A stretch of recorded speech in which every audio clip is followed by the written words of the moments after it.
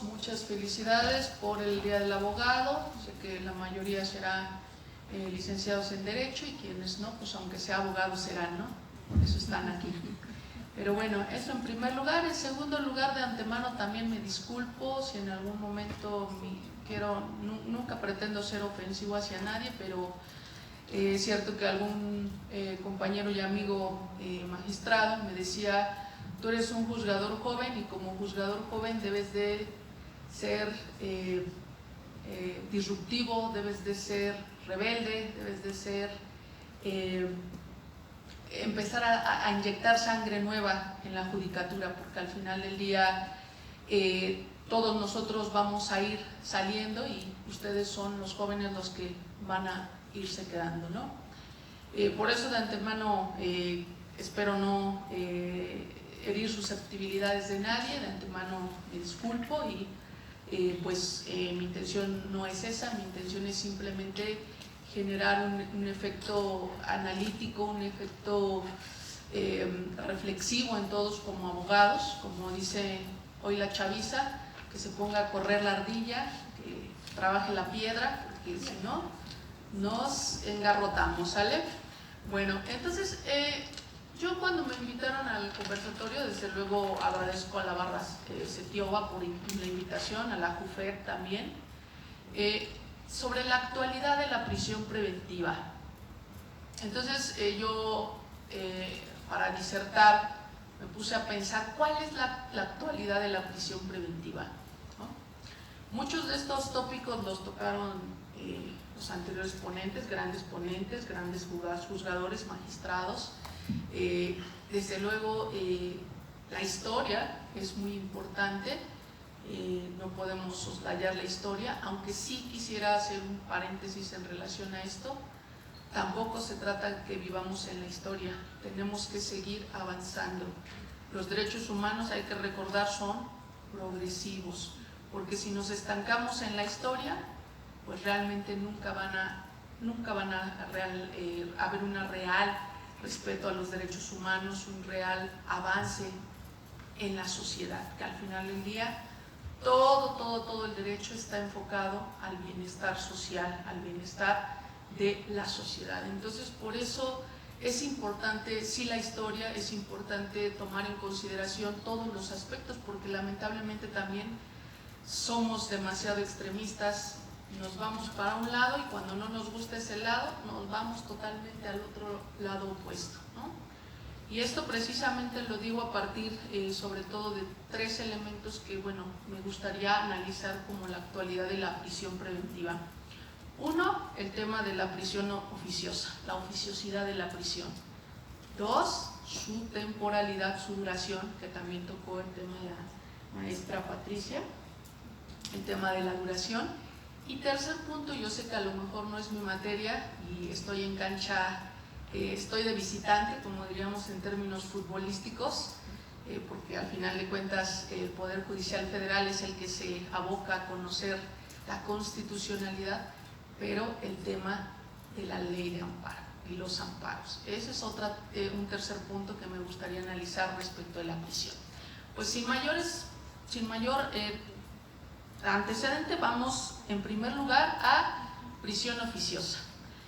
La realidad es que yo sí les puedo decir que la prisión oficiosa para nosotros como jueces, al menos para su servidor, quizás a lo mejor porque soy joven, dicen por ahí soy inexperto, no tengo la experiencia, bueno, no me gusta ser presuntuoso. Yo trabajé en el sistema tradicional o mixto, sé cómo se maneja, sé cómo eran muchas de las figuras del sistema tradicional o mixto, sé de dónde deviene el sistema acusatorio. Efectivamente es una obligación que nos impuso Estados Unidos, pero nos guste o no, ahí está, y tenemos que seguir avanzando en el mismo.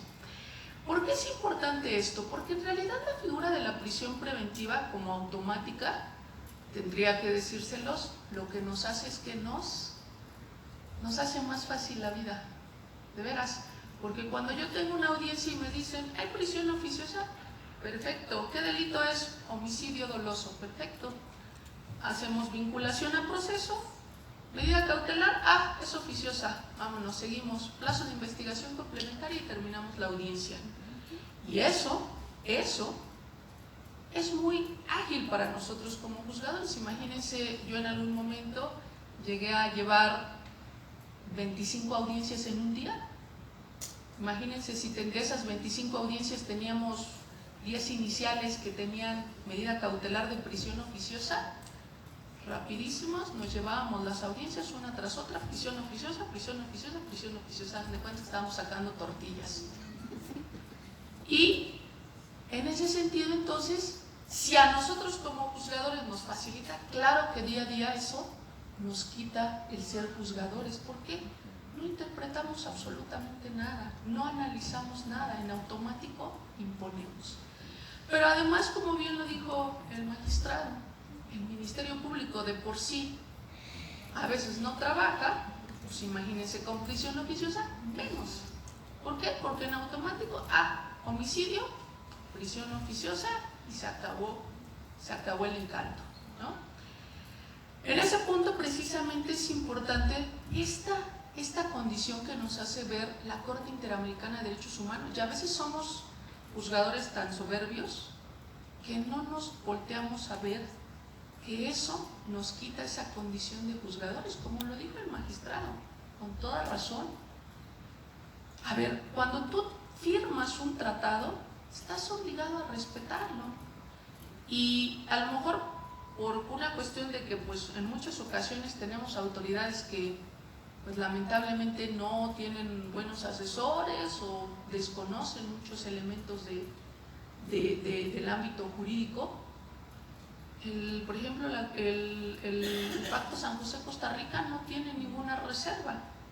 Entonces, ¿cómo después puede venir, con todo respeto, algunos tribunales colegiados a decirme, a ver, espérame, yo no voy a respetar la sentencia de la Corte Interamericana? ¿Por qué?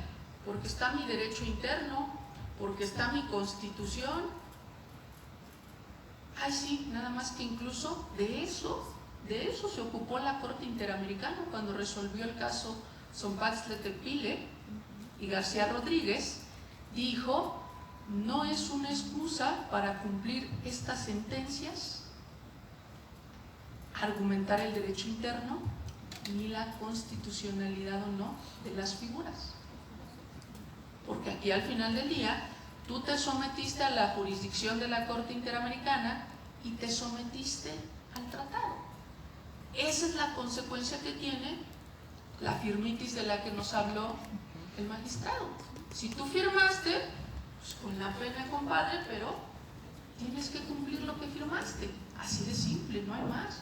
Y con todo respeto para los señores gobernadores, para el señor presidente de la República, para todos, mandar cartas a la Suprema Corte de Justicia para que hagan prevalecer la prisión oficiosa demuestra un total desconocimiento de la ley internacional, de los convenios que ellos mismos han firmado como legisladores, como senadores, etc. Entonces, ahorita nos quieren a nosotros echar la pelota, es que la Suprema Corte, es que los jueces dejan a todos en libertad, es que ¿por qué están obedeciendo a la Corte Interamericana? Pues porque si ellos hubieran presentado reservas desde el principio, si no hubieran dado firmitis, pues simple y llanamente no tendríamos por qué cumplir ese tipo de obligaciones internacionales. Pero además, porque soslayan, y con todo respeto, yo no estoy en contra de la reforma ni a favor. Creo que todas las reformas, creo que todos los cambios son fuentes de oportunidad. Pero hay que ver, con todo respeto, la película completa. Porque no todo es culpa de los jueces. Reconozco que en la judicatura nos equivocamos, tenemos a veces criterios que no son los más adecuados. Somos a veces, como en algún momento nos dijo un señor presidente que le gustaba el Bacardí, no voy a decir su nombre, pero seguramente lo sabrán. Como decía, somos leguleyos. Tenemos que aplicar la ley así, a rajatabla, como dice. ¿Por qué es importante eso? Porque al final del día, si nosotros aplicamos a rajatabla la ley, en todos los casos, a veces efectivamente una ley no tiene una razón de ser, no tiene un fundamento real, social, para su naturaleza, para su origen, para su génesis. Entonces, en ese punto considero que efectivamente es importante recordar estos aspectos. ¿Por qué? Repito, no toda la culpa es de nosotros como jueces. ¿Y los ministerios públicos en qué nos ayudan a nosotros? Con todo respeto, día a día yo lo veo en las audiencias. Los ministerios públicos no investigan nada sobre cautela. Dicen, es que el señor me dio una dirección donde dice que vive, pero pues no sé si vive ahí. Bueno, pues si tú no sabes, pues yo menos, como juez, o sea, con todo respeto. Y entonces tú dices, ¿a él le toca demostrar dónde vive? No, señor, a ti te toca demostrar que ese domicilio que dio es falso, que no existe, que no vive ahí. ¿O cuáles son esos factores de riesgo hacia la víctima, hacia los testigos de los hechos? Por eso es que les gustaba tanto la prisión oficiosa, porque no tenían que hacer ese trabajo de investigación. Aunque, con todo respeto, pues para eso está el Ministerio Público. ¿Qué dice el artículo 21 constitucional? La investigación. Y tendría que ser no solo la investigación del delito, sino cuanti más de riesgos procesales, porque el gran cúmulo de debates en audiencias iniciales es la medida cautelar. A veces el abogado están acusando de un homicidio, pues ahí está el muerto, pues ¿qué voy a debatir? ¿Qué voy a debatir con todo respeto? A lo mejor sí después podemos probar circunstancias de justificación o excluyentes del delito o alguna razón, pero una vez que hayamos investigado, en 72 horas en 172 horas o en 144 horas es muy pronto para poder tener una investigación bien realizada. Entonces, no me complico, no voy a debatir el homicidio, pero a lo mejor sí la medida cautelar para que mi imputado no esté en prisión. Y entonces, ese es un punto también que resulta notoriamente discrepante con todo el cúmulo de ideas que se vierten en esta famosa 4T, ¿no? Por ejemplo, veo al presidente alegando a favor de este señor Vallarta. 18 años en prisión y no le han dictado sentencia. Y tiene razón, 18 años y sigue en proceso. Imagínense, ya casi lleva, si se le condena por secuestro, de acuerdo con la Ley General de Secuestro, ya casi lleva la mitad de la pena. Otros 20 años y ya, compurgado. Y ese punto, entonces yo ahí es donde me pregunto, ¿por qué si tú te dueles de que dura tanto la prisión, por qué por otro lado impulsas que haya prisión? Es un contrasentido. Entre más limitáramos la prisión, considero que más efectivo haríamos el proceso. ¿Por qué? Porque ya no te puedes confiar a que va a estar en prisión la persona, ya no te puedes confiar a que si sale va a ser culpa del juez, porque al final de cuentas, ¿quién está obligado a impulsar el proceso? Es el Ministerio Público. Entonces, sí, con todo respeto, 18 años en prisión, pues es un recordatorio para su jefecita. Pero día a día se impulsó más la prisión oficiosa. Primero teníamos un catálogo de delitos, luego dijeron, más delitos, luego dijeron, échale otros tantos. Y realmente ese es uno de los grandes puntos de vista que no consideramos. El tema de que la sociedad entiende la prisión preventiva como un sinónimo de justicia. El señor que le pega a otro y que queda grabado, que lo exhiben en Facebook, prisión para el señor. Ya lo metieron a prisión, ese asunto jamás nadie lo vuelve a tocar, ya hubo justicia, ya lo metieron a prisión. Que si después lo absuelven, bueno, pues eso ya fue después, ya lo que no es en tu año no hace daño, entonces no me interesa saber si ese proceso realmente llegó a una sentencia. Y la condición de esta, simplemente dar en lo inmediato un resultado.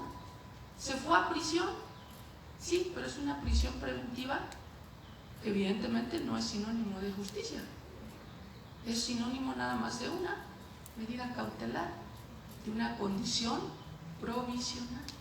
Entonces, con todo respeto, quienes ruegan, impulsan que siga subsistiendo la prisión oficiosa, están en un error absoluto. Y lamentablemente por eso yo hablé de las susceptibilidades. A mí me invitaron en mi institución a participar en un conversatorio con magistrados, y para mí fue tristísimo escuchar cuando yo dije: hay que impulsar la prisión justificada. No, espérame, es que tú estás muy joven, tú no sabes lo que es responder a la sociedad. No sabes el día de mañana que si sueltan a un secuestrador, ¿cómo le vamos a hacer para decirle, para explicarle a la víctima? Sí, yo lo entiendo. O sea, el hecho de que sea joven no significa que sea inimputable, con todo respeto. El hecho de que sea joven simplemente creo que puede generar que tengamos nuevas ideas, nuevas formas de ver las cosas.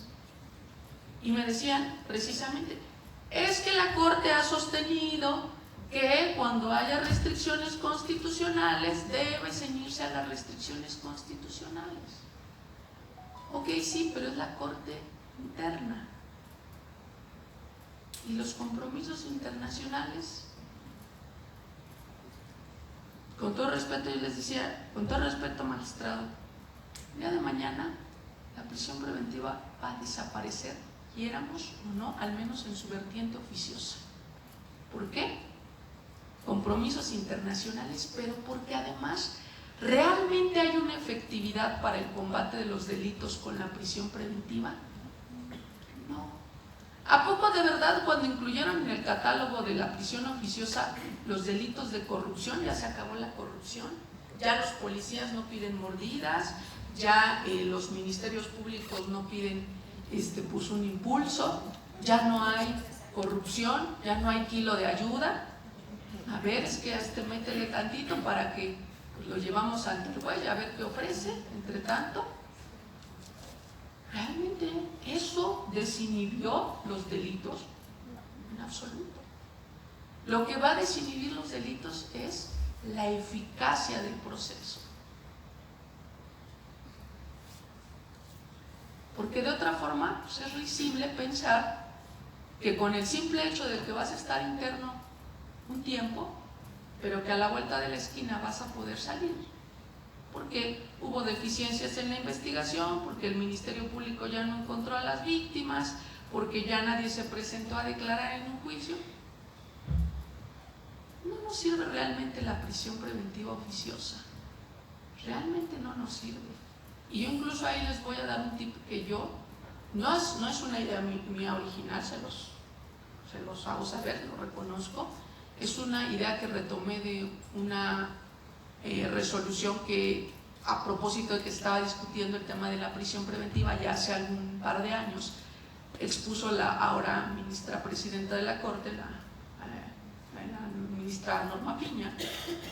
Hablaba sobre cómo poder mitigar los efectos de quitar la prisión oficiosa para ciertos delitos, ¿no? Delitos que nosotros en lo social decimos son delitos de sumo impacto, de suma gravedad. Delitos como cuáles: el secuestro, el homicidio, la violación, los feminicidios. ¿La única forma realmente de mitigarlos es la prisión oficiosa? No. Ahí es donde nosotros, como abogados, como ministerios públicos, como fiscales, como defensores y como jueces, es donde tenemos que empezar a echar a andar la imaginación. ¿Cómo justificar que una persona esté en prisión?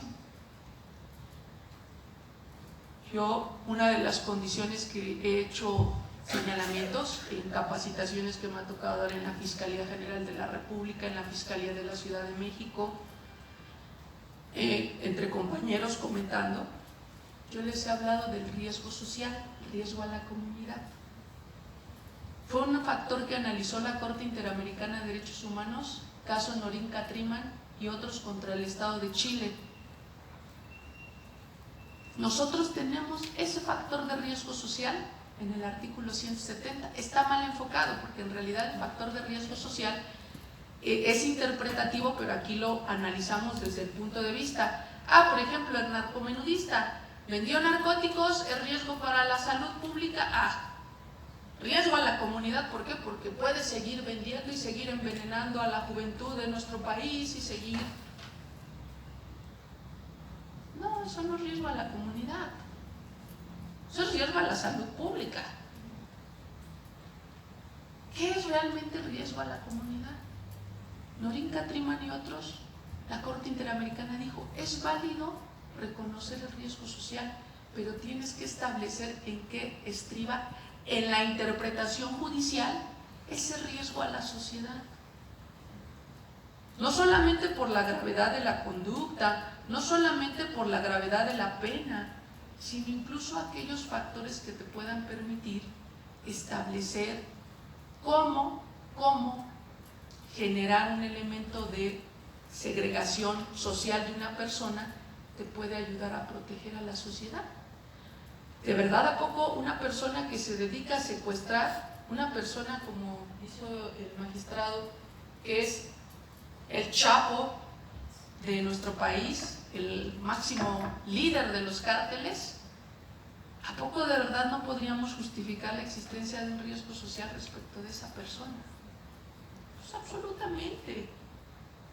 Yo diría, ¿quién en su lógica, en su sano juicio, no podría decir que realmente representa un riesgo? Pero con todo respeto no lo es el que vende una grapa. O sea, al que vende una grapa sí lo tenemos en prisión, y al que se supone que es el máximo líder, por ejemplo, les pongo el caso de este señor del cártel Jalisco, está en libertad. Entonces, ahí es donde precisamente tendríamos que empezar a reconocer la necesidad de reflexionar y analizar sobre la prisión oficiosa. Si realmente es un elemento que sirve. Me parece que no, me parece que no. Y con todo respeto para quienes impulsan que sobreviva, pues es desconocimiento, con todo respeto.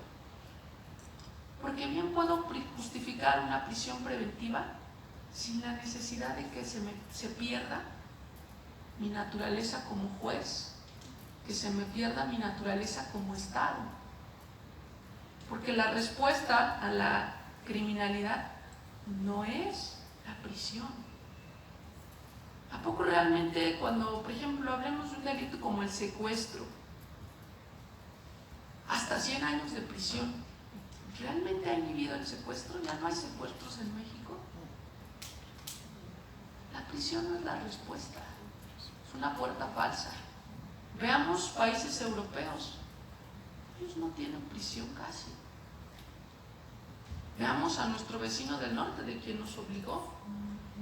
Las personas están en prisión, por eso hay menos delito. Si ni siquiera con la pena capital,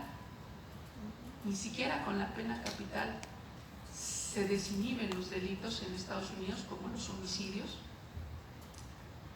Ahí no está la respuesta no está en el castigo. La respuesta tiene que ver con otros factores. Entonces realmente la prisión oficiosa no vale la pena seguir tratando de sobrevivir con esta modalidad.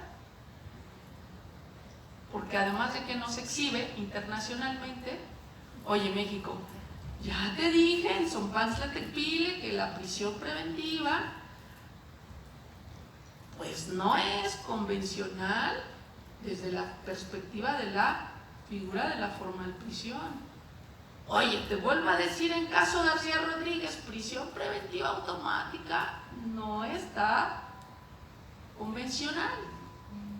Y seguimos viendo cómo hacemos que ese muerto siga viviendo,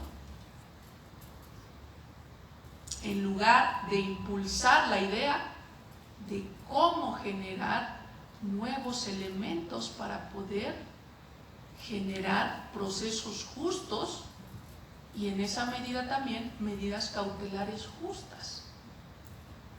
en las que realmente haya riesgos fundamentados, en las que realmente haya pruebas, en las que realmente hayan condiciones que motiven esa medida cautelar. ¿Sale? Segundo elemento, temporalidad. Temporalidad ya les diré yo. Fíjense, les pongo un ejemplo que apenas me tocó. Me tocó ser tribunal de enjuiciamiento. Yo por naturaleza soy de control, de origen, y por convicción y por agrado. La verdad es que me gusta ser de control, porque de enjuiciamiento es bien tortuoso el enjuiciamiento. Aparte que como juez de control te da la oportunidad de interpretar muchas cosas. Yo realmente cuando me siento en mi silla como juez de control, me siento juez, porque estoy interpretando, porque día a día se me presentan casos diferentes. A diferencia del juicio, el juicio, toda la jornada, toda la semana tengo el mismo juicio y es el mismo hecho y es el mismo análisis que se tiene que hacer valorativo.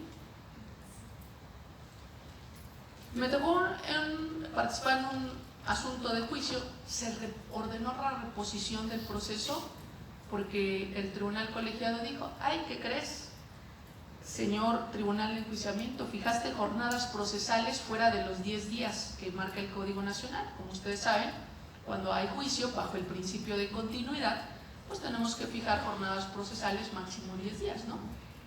Y ya te dice el código, si pasamos al día 11º, nulo, va para atrás, ¿no? Pero fíjense cómo estaba este asunto. Tenía ya 4 años. Por alguna razón se le atravesó la pandemia. No hubo trabajo en tribunales de enjuiciamiento.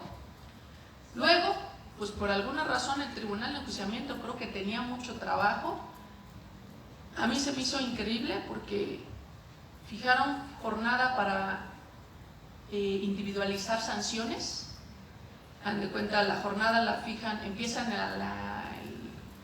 para individualizar sanciones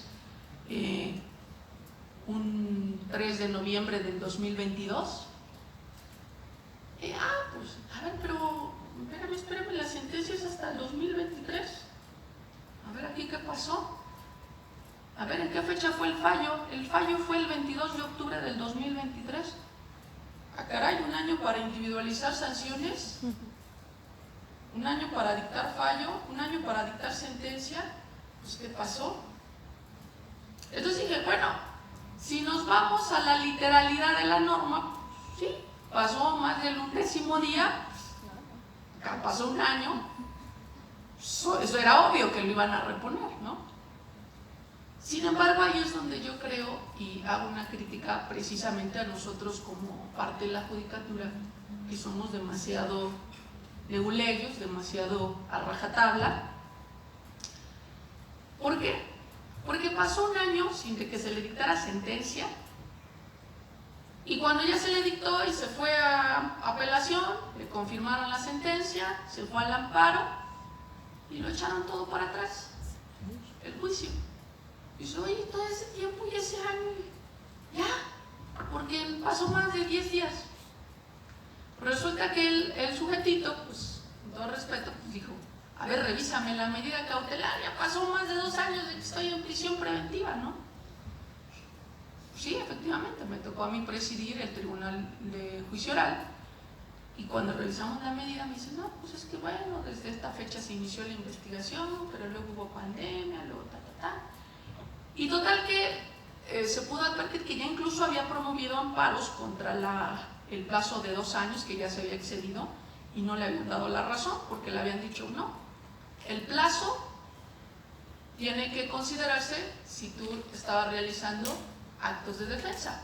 Pues si hiciste actos de defensa, 2 años no son 2 años realmente, porque es culpa tuya, porque ¿para qué haces actos de defensa, no? Ok, perfecto.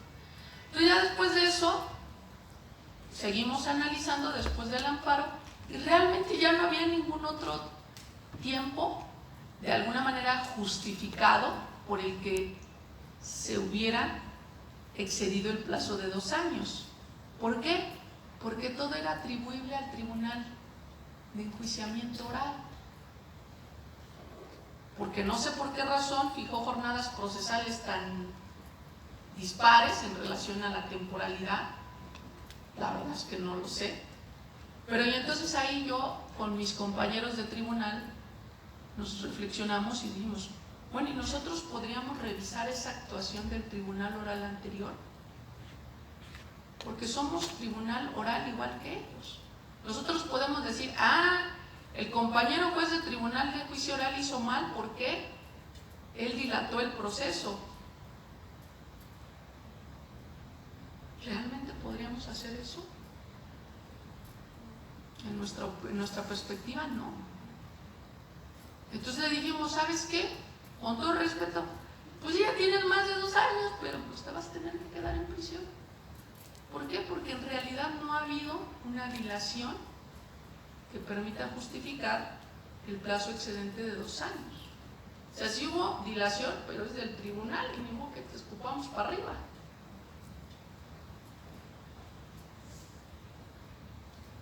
Y nada de eso se advirtió en el amparo.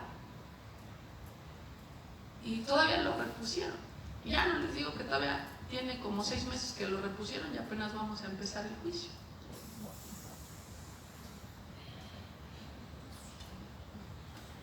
Entonces, ¿se cumple realmente la temporalidad de 2 años? Porque regresamos a lo mismo. Tratamos de justificar, a ver, señor Ministerio Público, lo voy a apapachar, no se preocupe, aunque hayan pasado más de 2 años, nosotros le vamos a ayudar, nosotros le vamos a apoyar para que no, este señor malo de Malolandia no se vaya en libertad. Tema de reflexión. Y entonces ahí yo, por ejemplo, la verdad es que sí me quedé, o sea, cuestionaba yo a mis compañeros de enjuiciamiento, pero también a la superioridad. ¿Realmente le convenía reponer todo el juicio